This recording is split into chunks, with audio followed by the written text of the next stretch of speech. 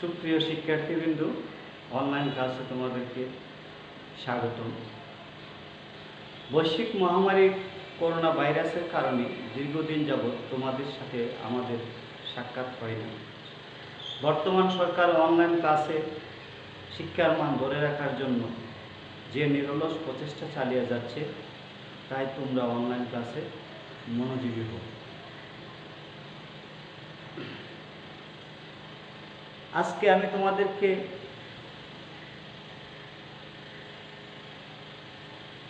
নবম এবং দশম শ্রেণীর হিসাব বিজ্ঞান ক্লাস তোমাদেরকে নিব। আজকের পাঠ হচ্ছে রেওয়া মিল। রেওয়া মিল কি সেটা আগে বুঝো।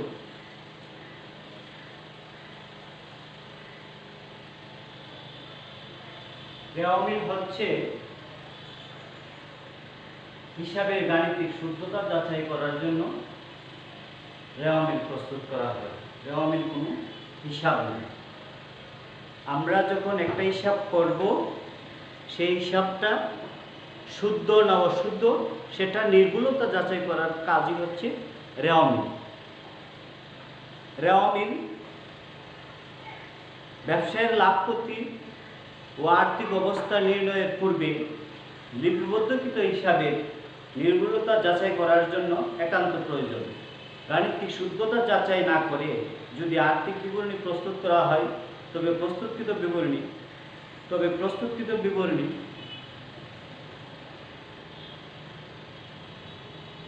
সঠিক তথ্য নাও প্রকাশ করতে পারে। হিসাব সংরক্ষণে যে সকল ভুল আশঙ্কা থাকে তা সতর্কতার সঙ্গে বিবেচনা করে খতিয়ানের উদ্বৃত্ত দ্বারা রেওয়া মিল প্রস্তুত করা হয়। খতিয়ানের ডেবিট উদ্বৃত্তসমূহ যোগফল ক্রেডিট উদ্বৃত্তসমূহের যোগফলের সমান ধরে নেওয়া হয়। হিসাব গাণিতিকভাবে নির্ভুল হয়েছে। রেওয়া মিল প্রস্তুতের ফলে সহজেই ভুল ত্রুটি উদ্ঘাটিত হয় এবং ভুল সংশোধনের প্রয়োজনীয় পদক্ষেপ গ্রহণ করা হয়। আমরা যে বিষয়টা আমরা স্পষ্টভাবে তোমাদেরকে বলি, বইয়েও অনেক কিছু দেওয়া আছে, আমরা সেগুলি না দিয়ে মূল বিষয়গুলি তোমাদের সামনে আমি উপস্থাপন করি। রেওয়া মিল আমরা যখন করব রেওয়া মিল, তখন মোট ডেবিট টাকা, মোট ক্রেডিট টাকা, আমরা রেওয়া মিলের একটা নমুনা চক এখানে দেওয়া আছে। নমুনা চকটা দেখলে তোমরা বুঝতে পারবে। রেওয়া মিলের নমুনা চকটা হচ্ছে, প্রথমে দেওয়া থাকবে তোমাদেরকে ক্রমিক নম্বর, তারপরে হিসাবের শিরোনাম, খতিয়ান পৃষ্ঠা, ডেবিট টাকা, ক্রেডিট টাকা। আচ্ছা, আমরা ডেবিট টাকা ক্রেডিট টাকা কিভাবে বসাবো সেটা আগে বুঝে নেব। আমরা যখন একটা হিসাব করি, হিসাবের গাণিতিক শুদ্ধতা যাচাই করার জন্য আমরা রেওয়া মিল প্রস্তুত করি। রেওয়া মিলের ইংরেজি প্রতিশব্দ হচ্ছে ট্রায়াল ব্যালেন্স। ট্রায়াল ব্যালেন্স যখন আমরা করব, মানে রেওয়া মিল যখন আমরা করব, দুটো কলাম থাকবে, ডেবিট টাকা এবং ক্রেডিট টাকার কলাম থাকবে। ডেবিট টাকা এবং ক্রেডিট টাকা কলামটা ফিল আপ করার জন্য যে কাজগুলি আমরা করতে হবে সেটা হচ্ছে, আমরা সম্পদ ব্যয় আমরা ডেবিট দিকে বসাবো, আর ক্রেডিট দিকে বসাবো মালিকানা সত্ত্ব, দায়, আয়। তিনটা ক্রেডিট পাশে বসাবো আর দুটো আমরা ডেবিট পাশে বসাবো। ডেবিট পাশে যখন আমরা বসাবো তখন সম্পদ বসাবো, ব্যয় বসাবো, আর ক্রেডিট পাশে বসাবো মালিকানা সত্ত্ব, দায়, আয়।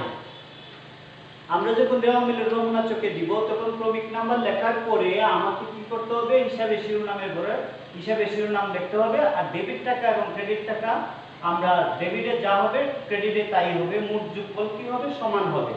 আমরা যখন রেওয়া মিল প্রস্তুত করার সময় ডেবিট টাকা ক্রেডিট টাকার যোগফল যদি সমান হয়, তাহলে আমরা ধরে নিব যে আমার রেওয়া মিলটা সঠিকভাবে হয়েছে। আর যদি ডেবিট টাকা ক্রেডিট টাকা সমান না হয়, তাহলে বুঝতে হবে আমার রেওয়া মিলটা ভুল আছে। সুতরাং রেওয়া মিল করার সময় মোট ডেবিট টাকা মোট ক্রেডিট টাকা সমান কিভাবে করব সেটা আমি তোমাদেরকে বলি।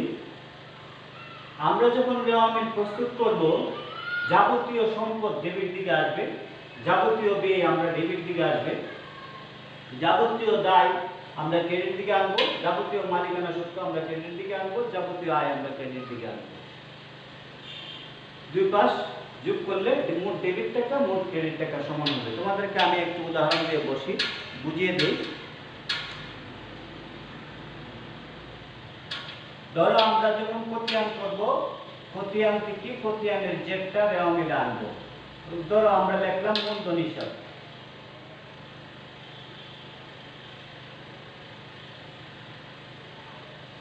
মূলধন হিসাব না লিখলে হয়, মূলধন লিখতে হবে। মূলধন কোন পাশে যাবে, মূলধনটা কি আগে সেটা বুঝতে হবে। মূলধনটা হচ্ছে দায়, মূলধনটা হচ্ছে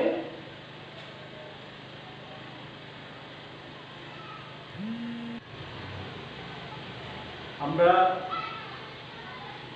রেওয়া মিলটা যখন শুরু করব তখন রেওয়া মিল শুরু করার সময় কিছু কিছু বিষয় আমাদেরকে জেনে নিতে হবে, বা রেওয়া মিল প্রস্তুতকরণের বিভিন্ন বিষয়সমূহ আমাদেরকে জানতে হবে। রেওয়া মিলে কী কী আসবে, কী কী আসবে না।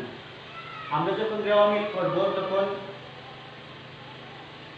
রেওয়া মিলের মধ্যে যে বিষয়গুলি আনতে হবে সেটা হচ্ছে সম্পদ আনতে হবে, ব্যয় আনতে হবে, আয় আনতে হবে, দায় আনতে হবে, মালিকানা সত্ত্ব আনতে হবে।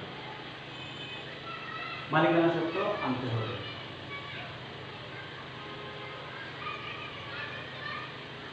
মালিকানা সত্ত্ব আয় দায় একদিকে বসাতে হবে, সম্পদ ব্যয় একদিকে বসাতে হবে। রেওয়া মিল প্রস্তুত যখন করবো তখন আমি যে বিষয়গুলি আনবো রেওয়া মিলের মধ্যে সেই বিষয়গুলি একটু আলোচনা করে নিই তোমাদের সামনে। শুরুতে আমি আনবো রেওয়া মিলে প্রারম্ভিক মজুত পণ্য। কি আনবো রেওয়া মিলে? প্রারম্ভিক মজুত পণ্য শুরুতে আনবো আমি। প্রারম্ভিক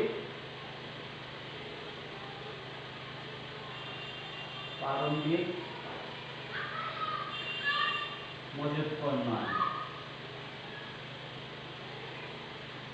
রেওয়া মিলের শুরুতে প্রারম্ভিক মজুত পণ্য আসবে। প্রারম্ভিক মজুত পণ্য আমরা ধরে নিলাম 10,000 টাকা। ব্যবসা আমি যখন স্টার্ট করবো বা শুরু করবো আমাকে কি করতে হবে? প্রারম্ভিক মজুত পণ্য নিতে হবে। তারপরে প্রারম্ভিক মজুত পণ্যের পাশাপাশি আরেকটা কথা আমি তোমাদেরকে স্পষ্টভাবে বলে দিই। প্রারম্ভিক মজুত পণ্য রেওয়া মিলে আসবে, সমাপনী মজুত পণ্য রেওয়া মিলে আসবে না। কারণ প্রারম্ভিক মজুত পণ্য রেওয়া মিলে অন্তর্ভুক্ত হয়, সমাপনী মজুত পণ্য রেওয়া মিলে অন্তর্ভুক্ত হয়। তারপরে আমরা আনবো ক্রয়।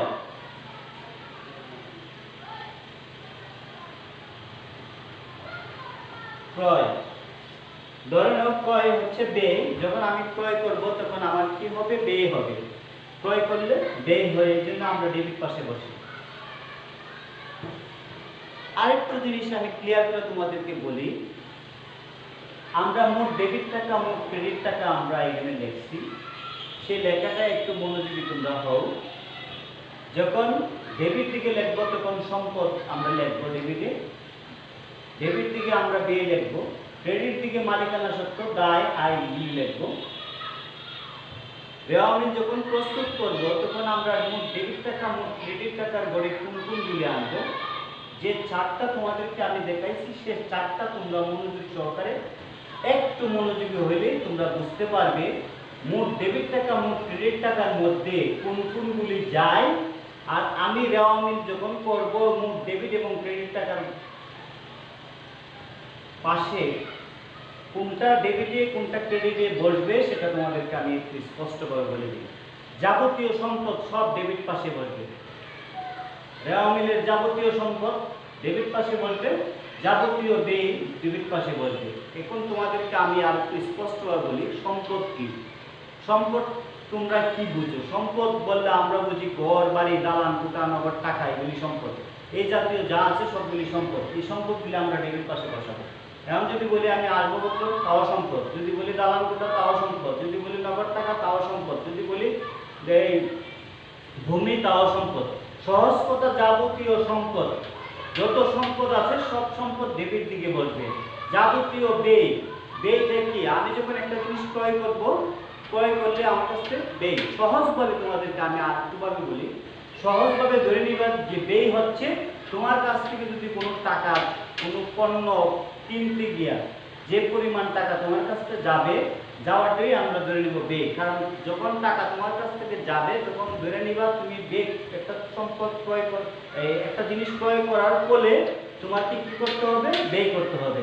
বা তোমার একটা সম্পদ, একটা জিনিস যখন ক্রয় করবে তখন ওই জিনিসটার দাম তোমাকে দিতে হবে। এই জিনিসটার দাম যখন তুমি দিবা তখন তোমার সেটা হবে ব্যয়।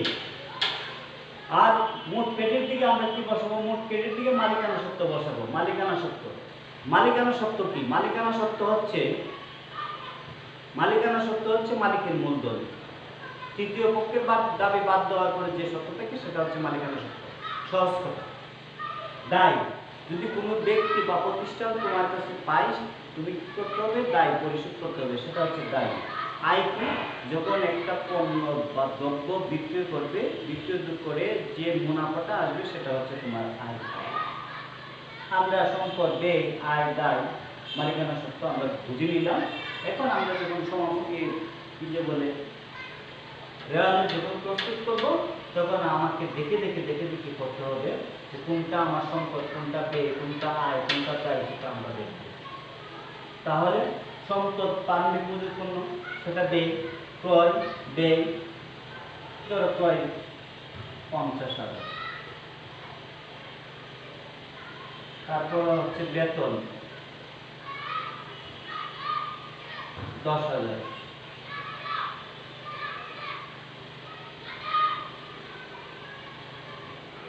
তারপর একটা ব্যবসা প্রতিষ্ঠান পরিচালনা করতে গেলে যে টাকা লাগবে সেটা হচ্ছে মূলধন।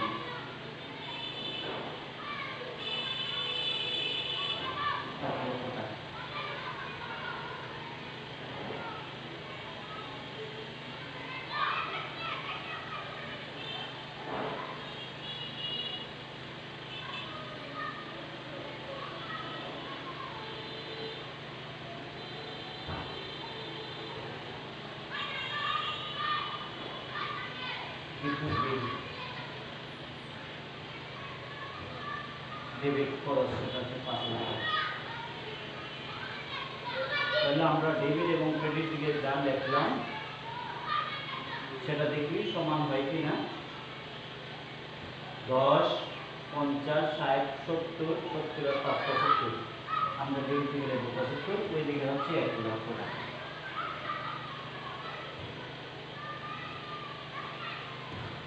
একদিকে 1 লক্ষ আর একদিকে হচ্ছে 75,000 টাকা। তাহলে আমার হিসাবটা গরমিল হয়ে গেছে, তার মানে আমার রেওয়ামিলটা অশুদ্ধ।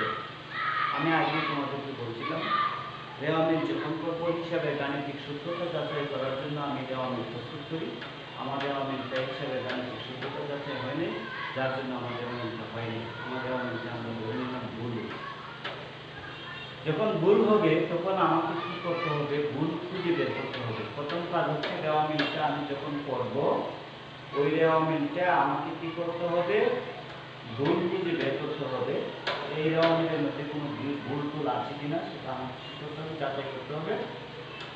যদি আমি যাচাই করে দেখি আমার রেওয়ামিল ভুল খুঁজে পাই না, তখন আমি এখানে সাসপেন্স অ্যাকাউন্ট অথবা অনিশ্চিত হিসাব বসাবো। সাসপেন্স অ্যাকাউন্ট অথবা অনিশ্চিত হিসাব বসাবো।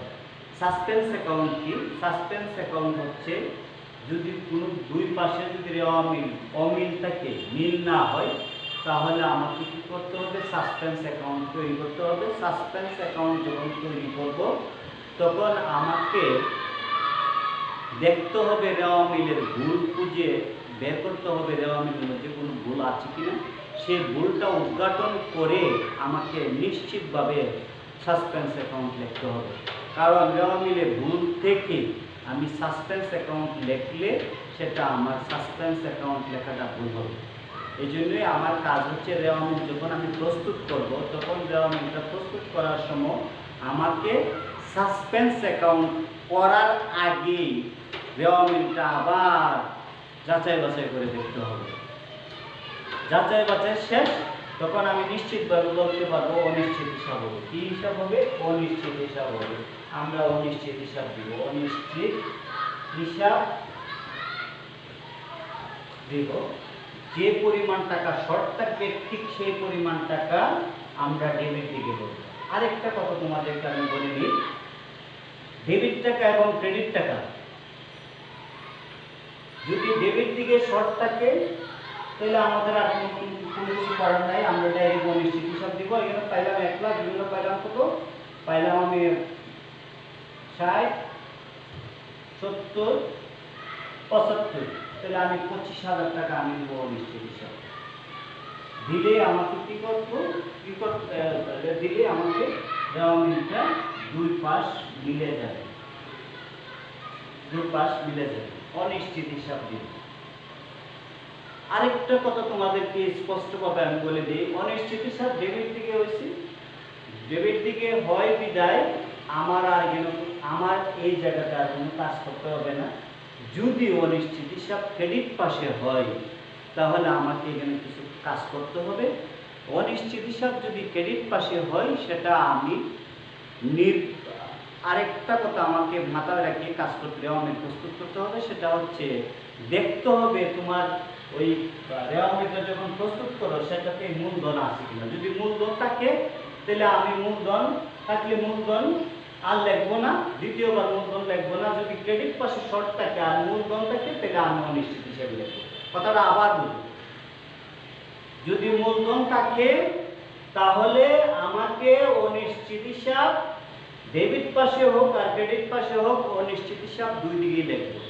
আর যদি মূলধন না থাকে তাহলে ক্রেডিট পাশে অনিশ্চিত হিসাব না লিখে মূলধন হিসাব লিখবো। কারণ হচ্ছে কোনো ব্যবসা প্রতিষ্ঠান পরিচালনা করলে তোমাকে মূলধন নিয়ে ব্যবসা প্রতিষ্ঠান পরিচালনা করতে হয়। যদি কোনো ব্যবসা প্রতিষ্ঠানের মূলধনের কথা উল্লেখ না থাকে আর যদি ক্রেডিট পাশে শর্ট থাকে তাহলে মূলধনের পরিবর্তে মূলধন অনিশ্চিত হিসাবের পরিবর্তে মূলধন আমরা লিখবো। আর যদি মূলধন থাকে তাহলে আমরা ডেবিট পাশে যে কাজ ঠিক ক্রেডিট পাশে সেই কাজ। রেওয়ামিলে ডেবিট উদ্বৃত্ত এবং ক্রেডিট উদ্বৃত্তের যোগফল সমান হবে। যদি রেওয়ামিলে ডেবিট উদ্বৃত্ত ক্রেডিট উদ্বৃত্তের যোগফল সমান না হয় তাহলে বুঝতে হবে রেওয়ামিল ভুল হয়েছে।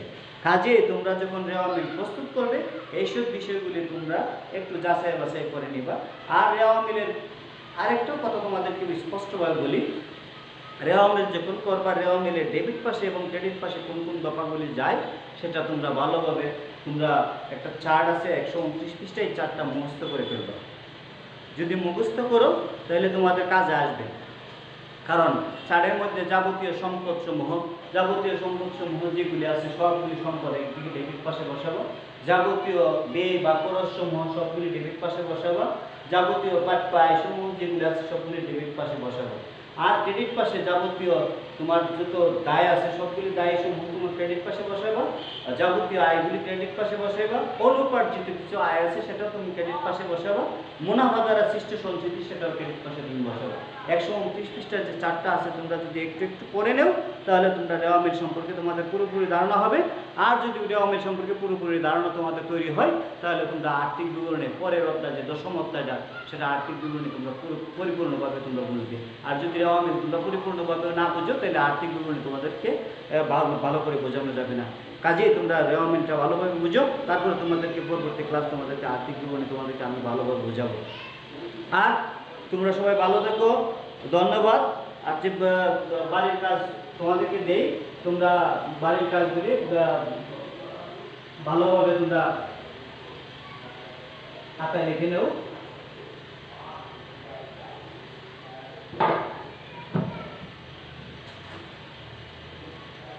বাড়ির কাজ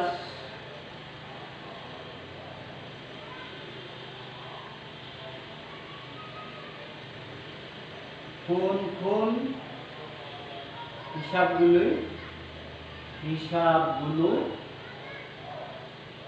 রেওয়ামিলে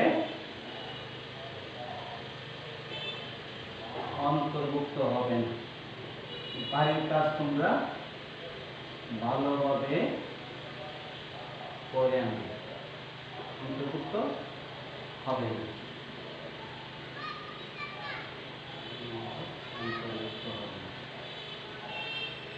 সেগুলি